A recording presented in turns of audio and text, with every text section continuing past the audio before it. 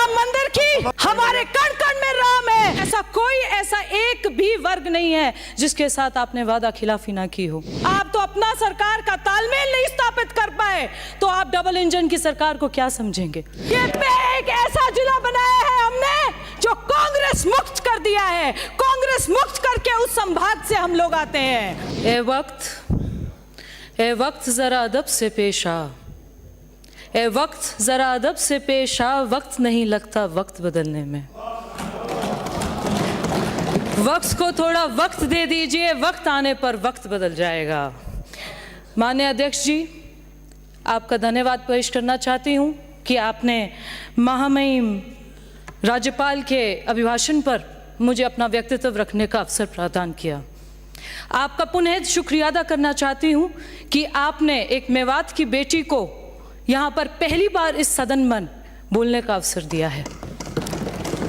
मैं कामा विधानसभा से आती हूँ, अपनी आवाम का, अपनी जनता का, सभी का शुक्रिया अदा करना चाहती हूँ जिन्होंने इस मेवात की बेटी पर अपना भरोसा जताया और राजस्थान की सर्वोच्च पंचायत में भेजकर मुझे अपनी आवाज़ बुलंद करने का मौका दिया है।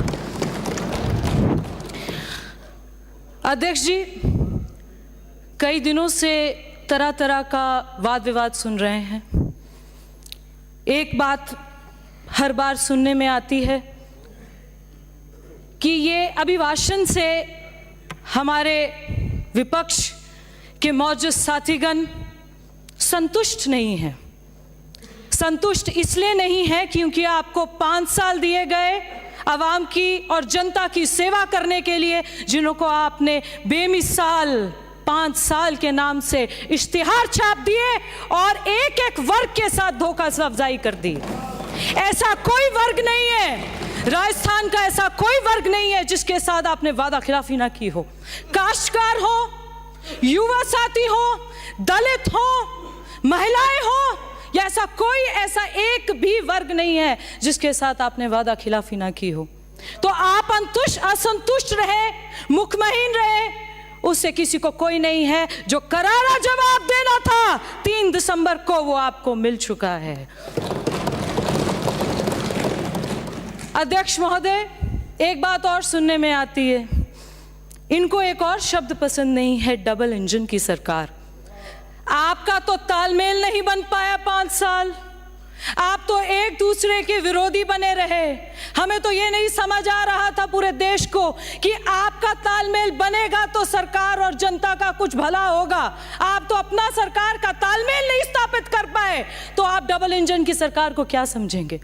जो केंद्र ने जन कल्याण योजनाएं शुरू की थी, आपके मुख्यमंत्री साहब ने उनको प्रदेश की जनता तक नहीं पहुंचने दिया।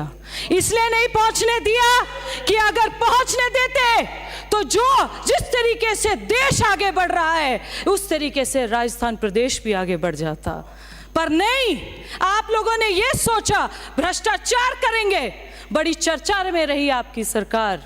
किस लिए? भ्रष्टाचार के लिए, बेरोजगारी के लिए, महिलाओं के साथ अत्याचार के लिए। मान्यवर, मैं मेवात जिले से आती हूँ।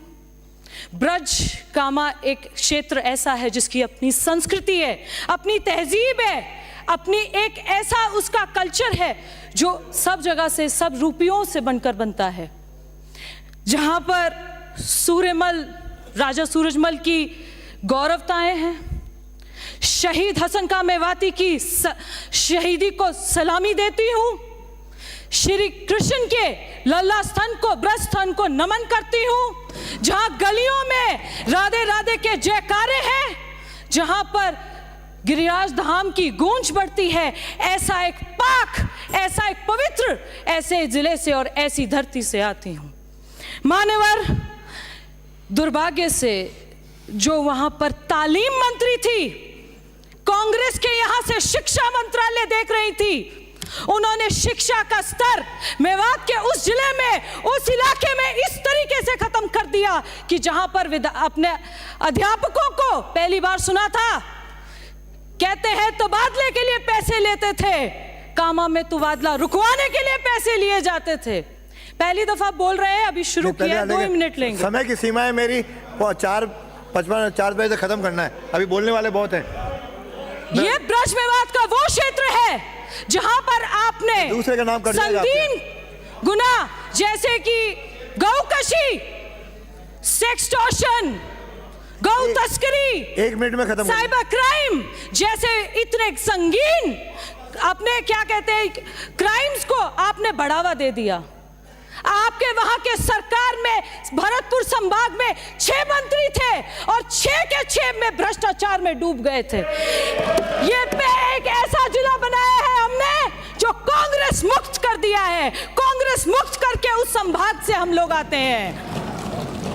आप लोग यहां पर बात करेंगे राम मंदिर की। अब करिए। हमारे कण कण में राम है, हर मजहब और धर्म में राम को बड़े अदब से लिया जाता है। आपने जिस तरीके से श्री राम का नौता अस्वीकार कर दिया, आप अपना विश्वास, अपने श्रद्धा, अपनी आस्था को उसी तरीके से ना कबूल करते हैं इसी सदन में।